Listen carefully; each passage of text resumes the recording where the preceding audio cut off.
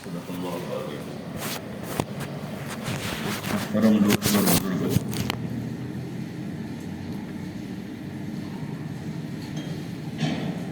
اللہ تعالیٰ نے دنیا میں ہر بندے کو کامیابی اور ناکامی کی دو راہیں بتا کر بھیجا ہے اور دونوں راستوں کو واضح کر دیا ہے۔ کامیابی کا راستہ اطاعت اور فرمانبرداری والا ہے اور ناکامی کا راستہ وہ خواہشات والا ہے۔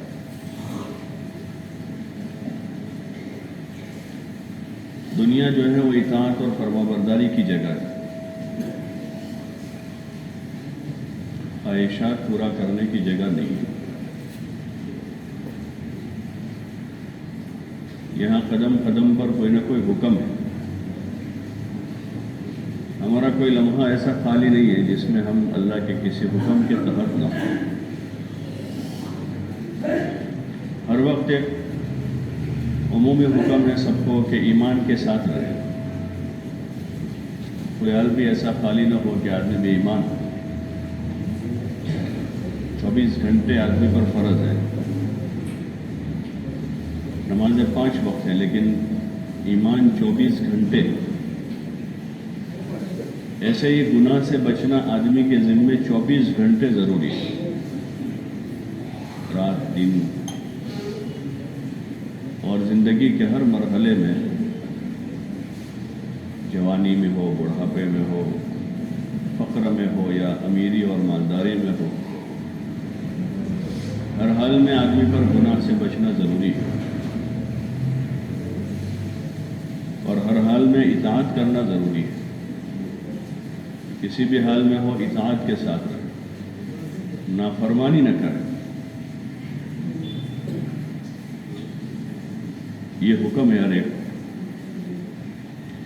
اگر نافرمانی کر رہا ہے تو گنہگار ہیں، مجرم ہیں، اور نافرمانی کے بقدر سزا کا مستحق ہے۔ جیسی نافرمانی اور جیسا گناہ ہے ویسے ہی آدمی کے اوپر سزا ہے۔ اصل سزا تو آخرت میں ہوگی، جیسے اصل بدلہ آخرت میں ہے ایسے اصل گناہوں کی سزا وہاں ہے، لیکن گناہوں کی نحوست دنیا میں بھی ظاہر ہوتی اور دنیا میں بھی آدمی کو اس کا بھگتان بھگتنا پڑتا ہے۔ جیسے طاعات کی برکتیں دنیا میں بھی ظاہر ہوتی، نماز پڑھنے سے روزے میں برکت ہوتی ہے، بدلہ تو اس کا قیامت میں ملے گا۔ ایسے گناہوں کی وجہ سے وبال آتا ہے،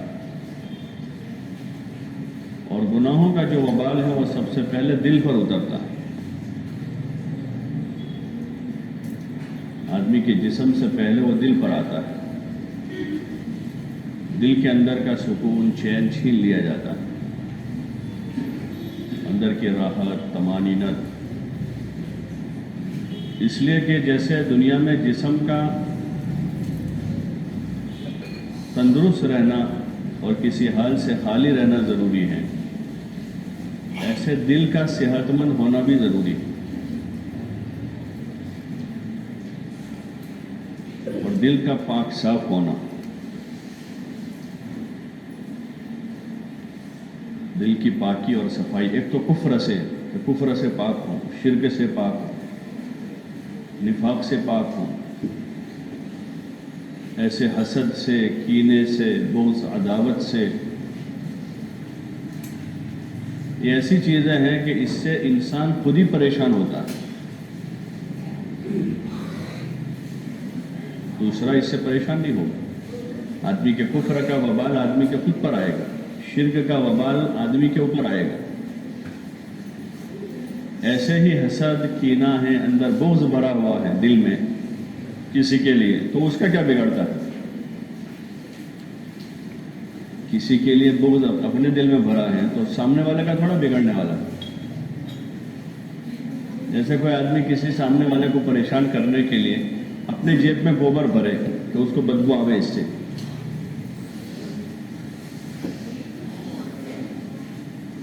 سامنے والے کو بدبو سنگانے کے لیے اپنے جیب میں گوبر بھر کے پھر رہا ہے، تو خود ہی پریشان ہوگا وہ. تو سامنے والے کو پریشان کرنے کے لیے آدمی اگر کوئی کام کرتا ہے اور اپنے دل کو میلا کرتا ہے، گندا کرتا ہے، تو اس کا وبال جو ہے خود آدمی کو سب سے پہلے اٹھانا ہے، اور اس کا کوئی نقصان نہیں پہنچا سکے گا. اس کے لیے دل میں بغض ہے، عداوت ہے، حسد ہے. اس لیے دل کا ان تمام قسم کی بیماریوں سے پاک کرنا بہت ضروری ہے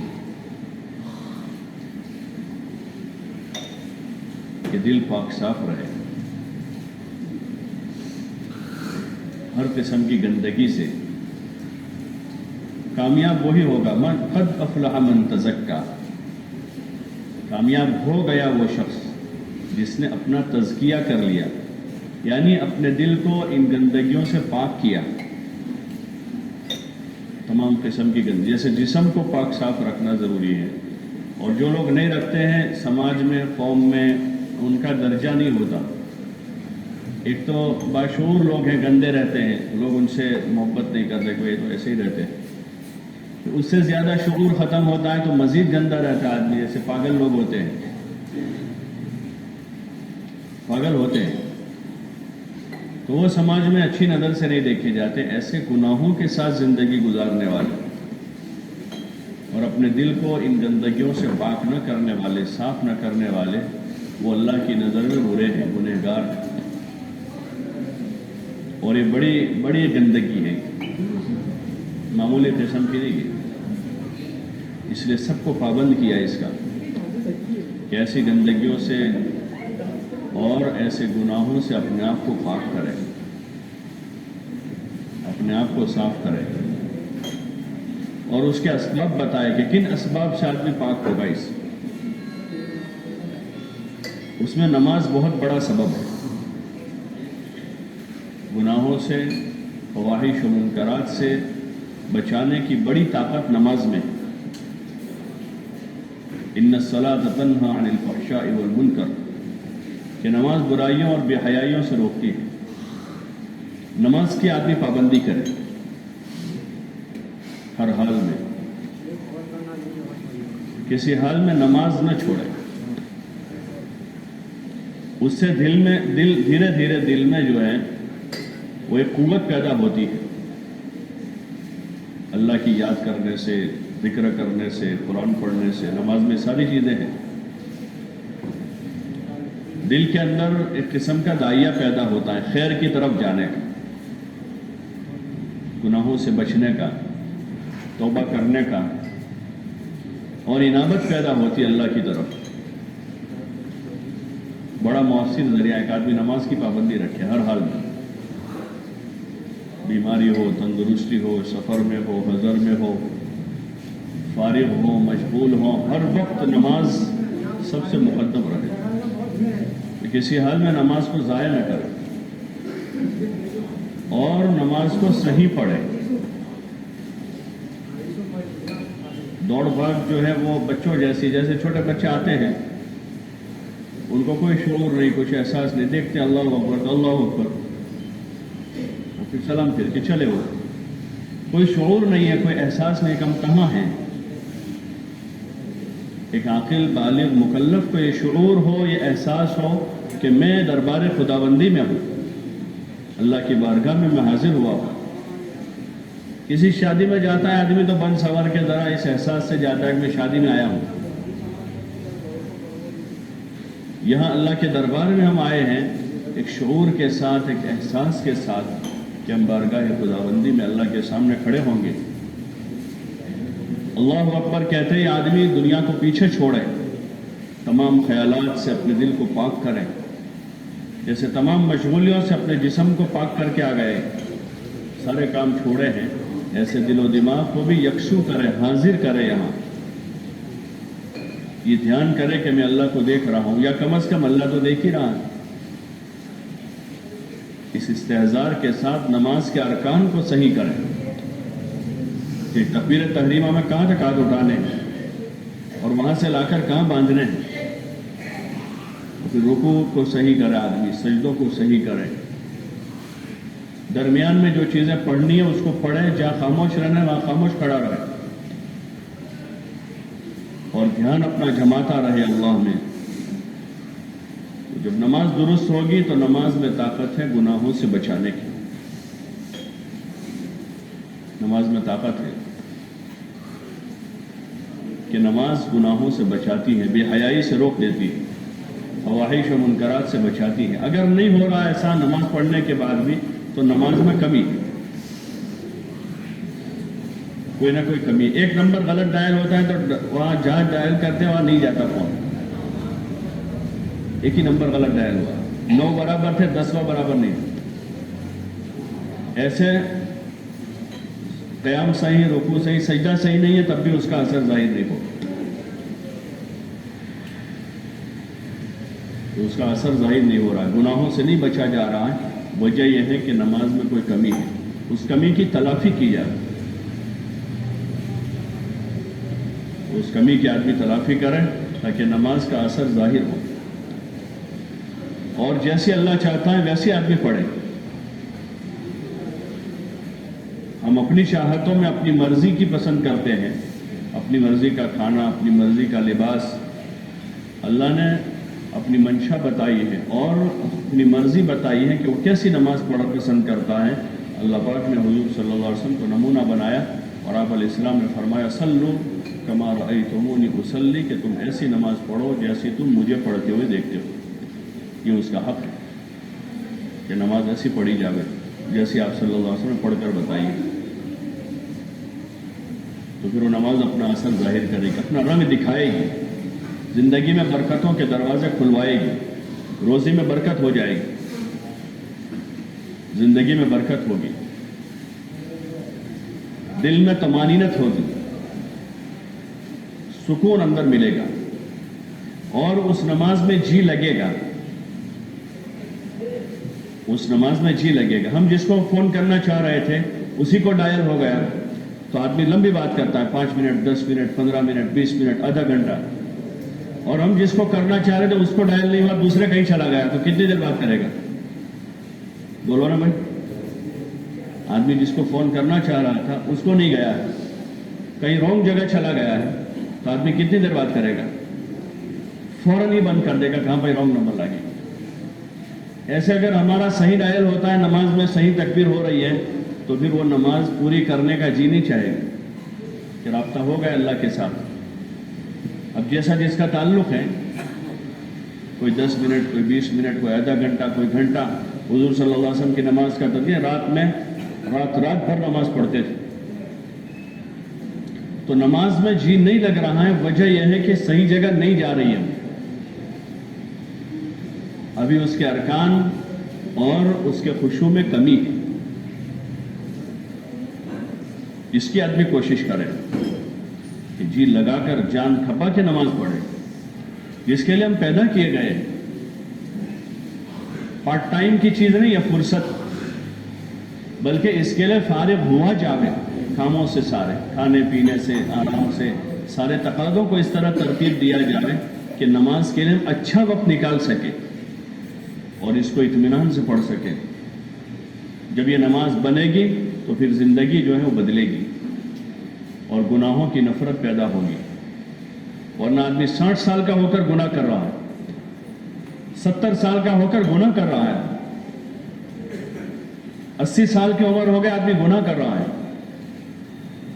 अल्लाह पाक बेहतरीन रोजी दे रहा है, उसकी रोजी खाकर आदमी गुनाह कर रहा है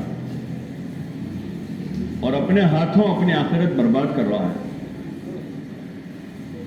तो इसलिए कोशिश करें कि अपनी नमाज को दुरुस्त करें,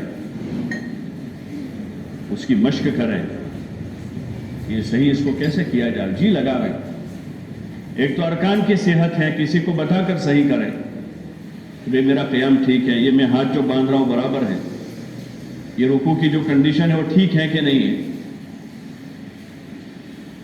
और एक अंदर खुशू पैदा करना है, वो खुशू जो है लंबी नमाज पढ़ने से पैदा होता है। कि आदमी मश्क करके लंबी लंबी नमाजें पढ़ता है, नफलें पढ़ता है, तो उससे धीरे धीरे धीरे आदमी में खुशू की कैफियत। जैसे एक तो आदमी ने ड्राइविंग सीख लिया है اور آدمی اچھا پکا ڈرائیور جو ہے لمبی ڈرائیو کرنے سے بنتا ہے کہ 100-200 کلومیٹر گاڑی چلائی اس نے تو اس کو مشق ہو گیا, اچھا ملکہ ہو گیا, اسٹیئرنگ پر, بریک پر, گیئر پر اور ساری چیزوں پر اس کو کنٹرول ہوتا ہے کہ لمبی چلاتا ہے, تب جا کے اطمینان ہو جاتا ہے کبھی اچھا ڈرائیور بن گیا ہے. ایسے لمبی نوافل کے ذریعے سے آدمی کی نماز میں قوت پیدا ہوتی ہے, دھیان جمتا ہے اندر. جب دھیان وہاں جمنا شروع ہو جائے گا تو جو بھٹکا ہوا ذہن ہے ہمارا, ہزاروں طرف بھٹکا ہوا ہے, غیر ضروری چیزوں میں ذہن الجھا ہوا ہے, جہاں اس کو مشغول ہونا تھا اللہ میں, اپنی آخرت میں, وہاں سے توجہ ہٹی ہوئی. اپنی خبر, حشر, نشر, جنت, جہاں توجہ ہونی تھی آدمی کی. ایک ڈرائیور کو جانا ہے یہاں سے بمبئی کی طرف اور اس کے ذہن میں سارے راستے, سارے اسٹیشن ایم پی کی طرف کے ہی آ رہے ہیں, تو الجھا ہوا رہے گا. وہ اپنی منزل پر تیزی سے گاڑی نہیں چلا سکے گا, تو دوسرے اسٹیشن دیکھ رہا ہے, اس کے ذہن میں کچھ اور ہے, جانا کہیں اور ہے. ایسے ہمارے جو موضوع ہیں اس طرف رخ اور ذہن نہیں ہے. غیر ضروری, ابھی ہم دیکھیں, سوچے صبح سے لے کر ابھی تک جمعہ کی نماز تک ہمارے جو 6-7 گھنٹے گزرے ہیں وہ کن چیزوں میں گزرے ہیں؟ کون سا ٹاپک پر ہم نے باتیں کی ہیں آپس میں, گھر میں, باہر میں؟ کیا ہمارے موضوع تھے؟ اس میں سے اکثر 90% غیر ضروری ہوتے ہیں. غیر ضروری, وہ کیا کر رہا ہے, فلانی کیا کر رہی ہے, وہ کہاں جا رہا ہے, وہ کیا کھا رہا ہے, وہ کیا پہن رہا ہے, فلاں جگہ کیا ہو رہا ہے, جو ہمارے موضوع ہی نہیں ہے. ذہن اور دل جب اس میں الجھا ہوا ہے تو جو اصل انسانی تخلیق کا مقصد عبادت ہے, اس عبادت میں توجہ نہیں ہوتی اور مزہ نہیں آتا, تو پھر آدمی نہیں ٹھہرتا ہے. مزہ ہی نہیں آتا ہے تو پھر آدمی ٹھہرتا نہیں ہے, اور پھر نماز میں جی نہیں لگتا. جب نماز میں ہی جی نہیں لگ رہا ہے, جو ایمان کے بعد کی سب سے بڑی عبادت ہے اور جو سارے گناہوں سے بچنے کا سب سے بڑا اور مؤثر ذریعہ ہے, جس کو اللہ پاک ارشاد فرما رہے ہیں, ان الصلاۃ تنہی عن الفحشاء والمنکر, کہ نماز برائیوں اور بے حیائیوں سے روکتی ہے. تو نمازی آدمی جو ہے مسجد میں بیٹھ کر بے حیائی کر رہا ہے. آدمی نماز پڑھ کے مسجد سے باہر جا کر کے اپنی نظر نہیں بچا پا رہا. مسجد سے نکل کر آدمی ماں بہن کی گالیاں دے رہا ہے اور بے حیائی کے الفاظ بول رہا ہے, جس نماز میں طاقت تھی. لیکن وہ نماز صحیح جگہ, اس کے ارکان اور اس کے خشوع کی کمی کی وجہ سے اور ارکان کی صحت نہ ہونے کی وجہ سے اپنا اثر پیدا نہیں کر رہی ہے. اس لیے ضرورت ہے کہ ہم اپنی نماز کو درست کریں, اس کو وقت دیں. ایک مرتبہ ٹھیک کر لیں گے, ٹھیک ہو گئی تب وہ چلتی رہے گی, پھر اسی کی مشق ہو جائے گی. اور پھر وہ نماز ان تمام قسم کی الا بلا سے, لایانی سے, گناہوں سے, کبائر سے بچا کر ہمارے دل کو پاک صاف رکھے گی. دل صاف ستھرا رہے گا, اور اس کو صاف ستھرا رکھنا بہت ضروری ہے. اور اگر نہیں ہے تو جیتے جی صاف کر لینا بہت ضروری ہے.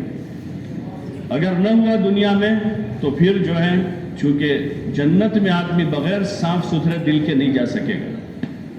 پھر جس لائن کے اندر امراض اور بیماریاں ہوگی, جیسے دنیا میں بیماری تو پھر اس طرح کا آپریشن ہوتا ہے, دوا گولی سے کام چلے تو ٹھیک ہے, نہیں تو پھر ایسی چیڑ پھاڑ ہوتی ہے یہاں.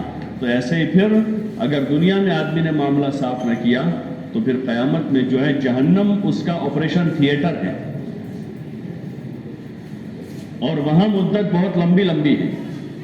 حدیث میں کہ ایک نماز جان بوجھ کر آدمی قضا کر رہا ہے تو 2,88,00,000 برس وہاں آپریشن تھیٹر میں آدمی کو ٹریٹمنٹ کرانی پڑے گی. 2,88,00,000 برس.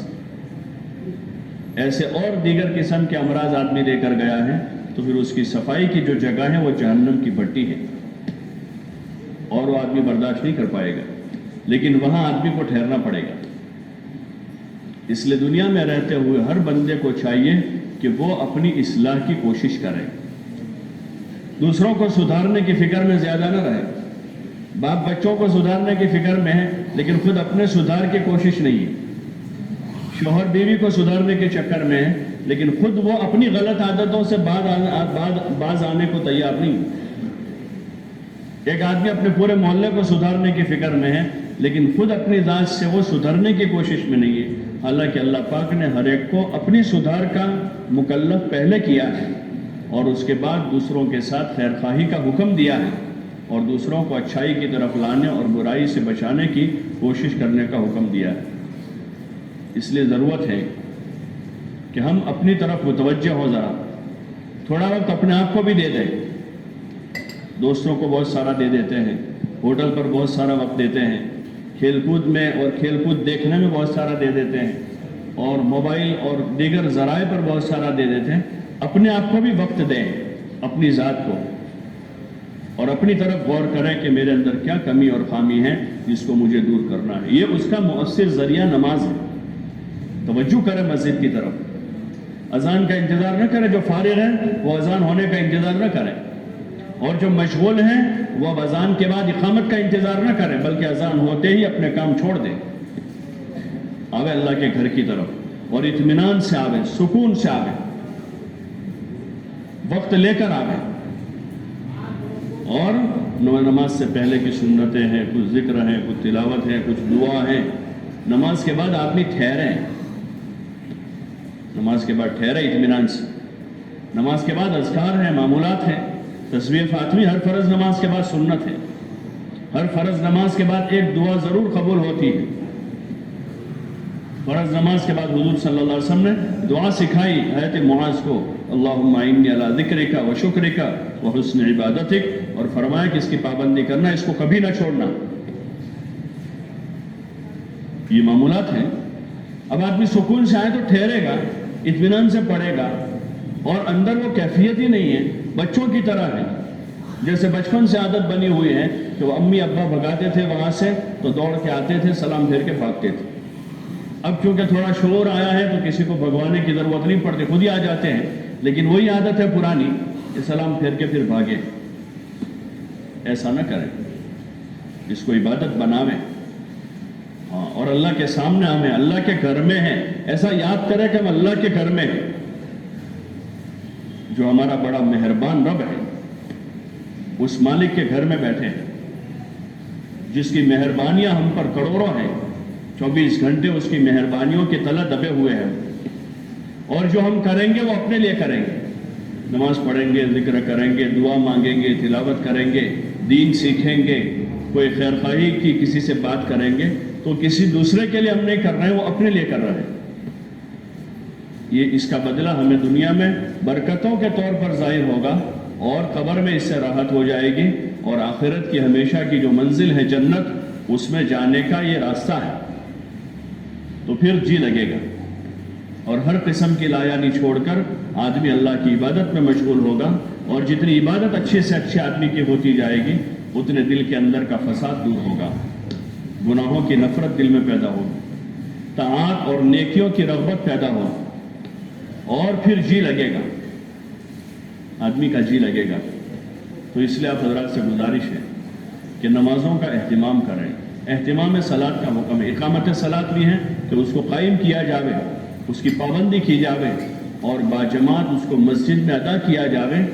تو جس درجے کی پابندی ہے مزید اس میں آگے بڑھیں، مزید آگے بڑھیں، اور اطمینان کے ساتھ 5 نمازوں کو ادا کریں، اپنے گھر میں، محلے میں، بستی میں اس کی فضا بناویں، تاکہ یہ ہماری اچھی نماز جو ہے ہمیں تمام قسم کے گناہوں سے بچا کر نیکیوں اور طاعات کی طرف راغب کر دیں، اور اللہ کے مقبول بندوں میں شامل کریں، اور موت کے بعد کی جو ابدی زندگی ہے اس زندگی میں ہمارے لیے خیر اور راحت کا ذریعہ بن جائے۔ اللہ پاک عمل کی توفیق عطا فرمائے۔